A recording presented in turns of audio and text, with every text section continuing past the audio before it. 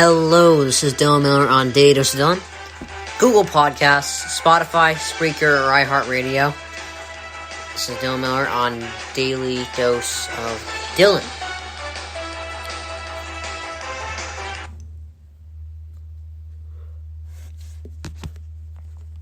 Alright, so we got some good stuff today. Basically, my normal, a lot of college football talk. Where did I go wrong is going to come up today. I got that segment. That's always a fun one for me to do, pointing out every single time I was wrong in the past month or so. I'll talk about Katie's other injury. And, I don't know how long this podcast is going to be. I imagine 20 to 30 minutes, not that long. But, alright, let's start off with, a former GM, said that Justin Fields will not go at number 3. Now, Matt Ryan, I'm just going to talk about the Falcons, because this puts them in a weird position. But Matt Ryan is not the problem. It's the defense, and it's the, some of the O-line. I wouldn't take Kyle Pitts, because I think you already have Hayden Hurst, so I would really just, what I would do is, because speculation makes me a little anxious, especially when you're running a team, I would not want to have speculation of a player. I would want to know that the player is going to be good.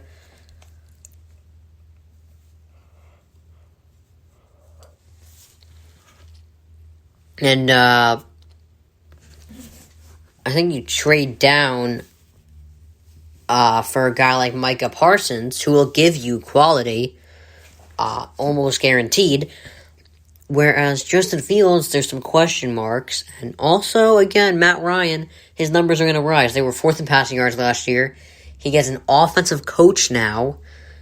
And, he gets some defense because he doesn't have to be, always coming back. He'll be more relaxed. He'll just be more productive if you get him some defensive pieces.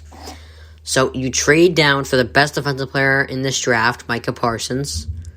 Or, Patrick Surtain, J.C. Horns, skyrocketing in the rankings. Matt Ryan's not the problem. I would not draft Justin Fields at 4, even if he's there. So, trade down, or at least try to trade down. If you can't, that puts you in a very weird position. What I would do, if I were trapped at 4, I would just say I just feel like I feel like just take Parsons. I know it sounds crazy picking a guy that high, but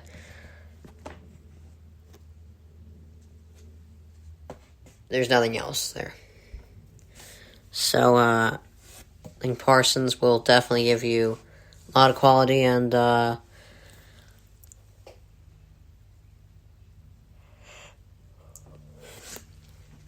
think it's the best pick for you to do. Alright, so 98% of teams think the Niners will take Mac Jones. I think this could be a smokescreen. I have a theory. Because John Lynch shocks us a lot. He doesn't like to leak anything. He traded for Jimmy G, that shocked us. He signed Trent Williams, that shocked us. He doesn't like letting things out.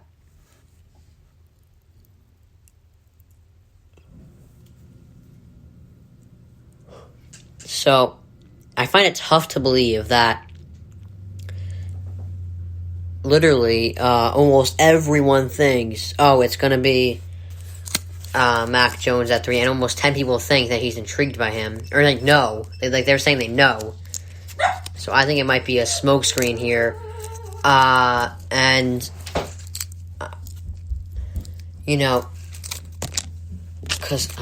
I think it's something for the Pats or something. making them think that they want Mac Jones in case a team like the Pats or the Broncos would like him. They can get a trade, but that wouldn't make sense because they already traded up. I'm a little confused as to how this got out so far. I don't know. It could be a smokescreen, but if it's a smokescreen, then that would mean they're trying to fake someone out so that they can trade. And you're not...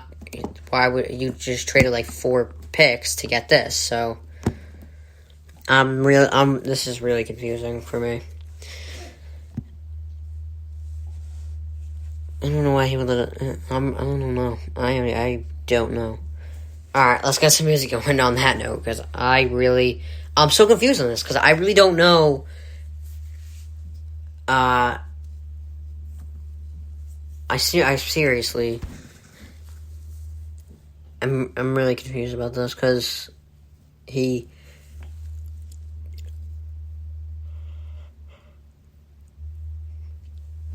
doesn't let anything leak, ever, and now all of a sudden a bunch of people know Mac Jones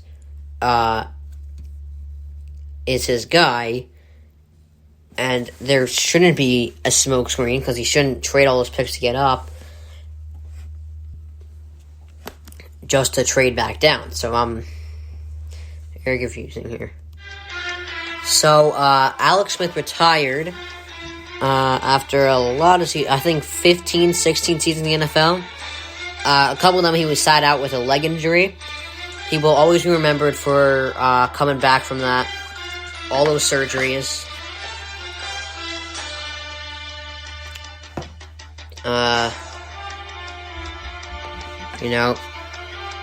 But he had a great career, and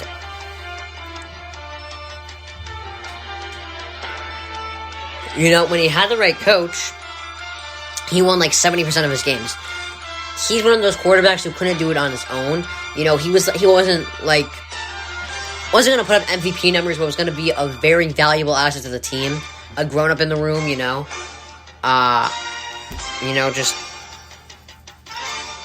like a Teddy Bridgewater. That's what I think Teddy Bridgewater is. You might not trust them physically to throw it downfield, but they're going to be very valuable, grown up in the room. To have on your team, and he wins you games. When he has the right coach.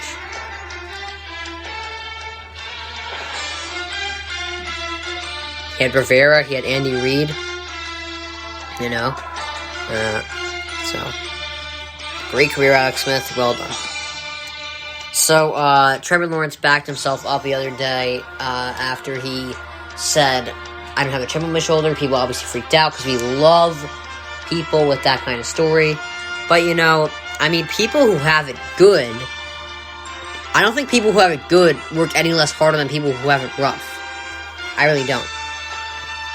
I think he loves football. The other day, I think, he's a man with a plan. He doesn't have to have a chip on his shoulder. You can succeed without a chip on your shoulder. Andrew Luck did not have a chip on his shoulder. So, I was not gonna freak out about that ever. Because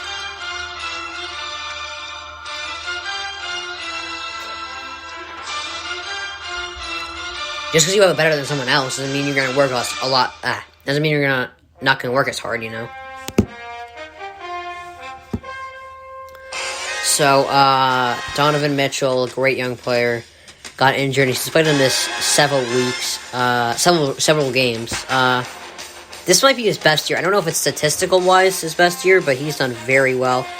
I heard he's like a real grown-up, like very mature for his age.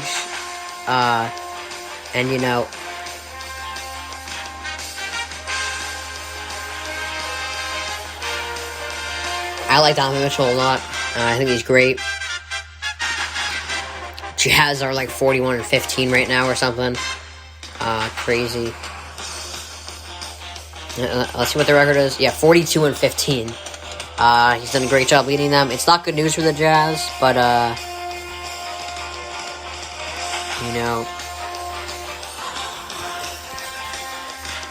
he's done great this year. I'm sure he'll be back. Come playoff time, they have 15 more games left in the season for them. So, let's see what happens. If he's back for the playoffs, they're all good. They're all good. I don't know. I don't even know if they're out legit, but they can prove me wrong in the playoffs. So, we'll see what happens.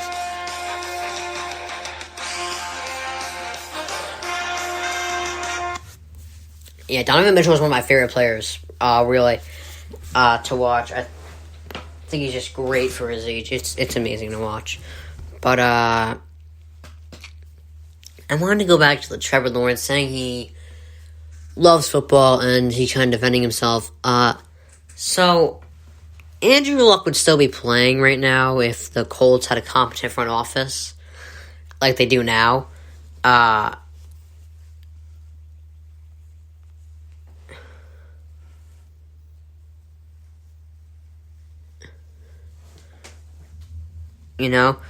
So I feel like Trevor Lawrence is so talented, only the Jazz can ruin this. Like, only the Jags can mess this up.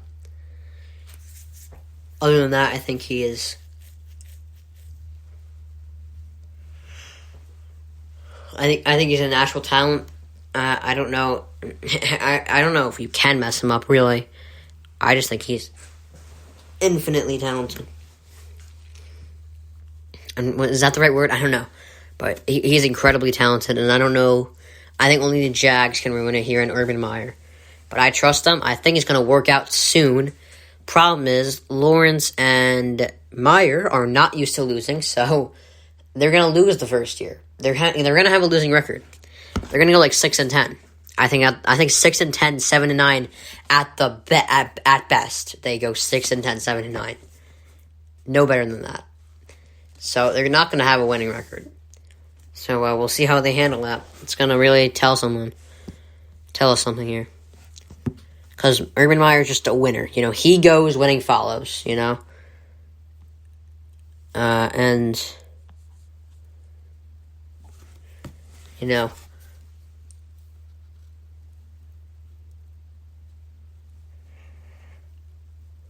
Trevor Lawrence has been the number one ranked college quarterback for like 5 years. So we'll see how they handle not being that good. Let's get some more music on for Where Did I Go Wrong? Alright. Let's get it going. Just wait for it to load real quick. Alright. Just a second. And... perfect. Alright. So where did I go wrong? Here's one situation. Mac Jones continues to get hyped up. 98% of, and I explained over,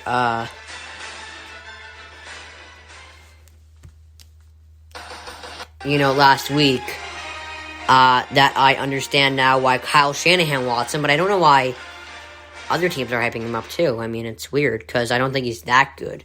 For other teams, at least. For teams that could use an athlete. Kyle Shanahan doesn't need an athlete. He actually doesn't want an athlete to mess things up for him. So, I just don't understand why he's being hyped up so much by other teams.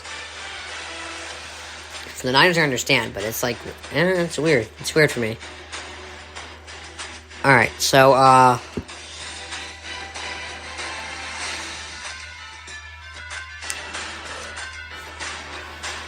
the 76ers, I liked them last year. I said they would win the East last year. But I was a year early. And they're 27-6 with Ben Simmons and Joel Embiid. I didn't think they would work well together. I thought Embiid was a good player, but kind of goofy. Ben Simmons, I liked Ben Simmons. I enjoyed criticizing his shot, but I liked him. I thought he was good. I always thought Ben Simmons was the guy, and that Joel Embiid was the guy that should move because centers are being slowly squeezed out. I thought, but I was clearly wrong. They're working well together. Alright.